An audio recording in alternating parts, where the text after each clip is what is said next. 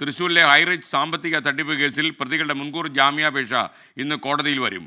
സാമ്പത്തിക കുറ്റകൃത്യങ്ങൾ പരിഗണിക്കുന്ന കൊച്ചിയിലെ PMLA കോടതിയാണ് ഹർജി പരിഗണിക്കുക. വിവരങ്ങളുമായി ശ്രീകാന്ത് കൊച്ചിയിൽ നിന്ന് ചേരുന്നു. ഗുഡ് മോർണിംഗ് ശ്രീകാന്ത്, പറയൂ. Very good morning S K. ഈ കേരളം കണ്ടതിൽ വെച്ച് ഏറ്റവും വലിയ സാമ്പത്തിക തട്ടിപ്പ് എന്ന് വേണമെങ്കിൽ പറയാവുന്നതാണ് ഈ ഹൈറിച്ച് തട്ടിപ്പ് എന്ന് പറയുന്നത്. ഏതാണ്ട് 3000 ചില്ലാനം കോടി രൂപയുടെ തട്ടിപ്പ് നടന്നു എന്നാണ് മുഖ്യമന്ത്രി പിണറായി വിജയൻ തന്നെ നിയമസഭയിൽ പറയുകയുണ്ടായത്. ഒരു ചോദ്യത്തിന് മറുപടിയായി ആ കേസിലെ പ്രതികൾക്കാണ് ഇന്ന് മുൻകൂർ ജാമ്യാപേക്ഷയുമായി കോടതിയെ സമീപിച്ചത്. അതിന്ന് കോടതി പരിഗണിക്കാനും പോവുകയാണ്. കൊച്ചിയിലെ പ്രത്യേക PMLA കോടതി ഇന്ന് ഈ ഹർജി പരിഗണിക്കും. ED അതിശക്തമായി തന്നെ ഇതിനെ എതിർത്തിട്ടുണ്ട്. കോലാട്ട് പ്രതാപനും അദ്ദേഹത്തിന്റെ ഭാര്യയുമാണ് ഈ കേസിലെ പ്രധാനപ്പെട്ട 2 പ്രതികൾ.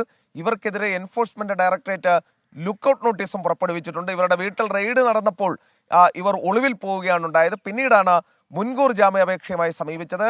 ED അതിശക്തമായി എതിർത്തിട്ടുണ്ട്. മുൻകൂർ ജാമ്യം കൊടുക്കരുതെന്ന് പറഞ്ഞിട്ടുണ്ട്. ഇവരെ അറസ്റ്റ് ചെയ്യുന്ന നടപടികൾ നീങ്ങുകയാണ് എന്ന് ചൂണ്ടിക്കാണിച്ചിട്ടുണ്ട്. അതിനാൽ തന്നെ മുൻകൂർ ജാമ്യം കിട്ടുന്നതിനുള്ള സാധ്യത തുലവും തുച്ഛമാണ്, വിരളമാണ്. എന്തായാലും PMLA കോടതിയാണ് ഇക്കാര്യം തീരുമാനിക്കേണ്ടത്. ഒരു 11-11:30 ഈ കേസ് എടുക്കും എന്ന് കരുതുന്നു. Okay, thank you Srikanth.